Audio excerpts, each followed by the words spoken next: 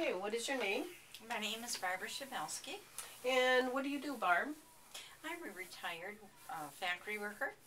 Okay, and what brought you into Dr. Zimmer's office? I could hardly move. Okay. I had back pain, neck pain, knee pain, and when I tried to stand, I could only stand like 10 minutes, and I could only walk like from the car to the store. Okay, and how did this problem affect your everyday living?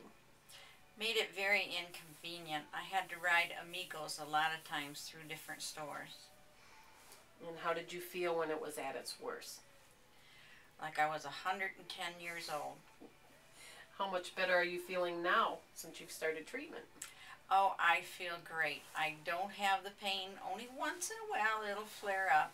But I've only been going to Dr. Zimmer approximately 2.5 months. Okay, what can you do now that you couldn't do before starting with your treatment?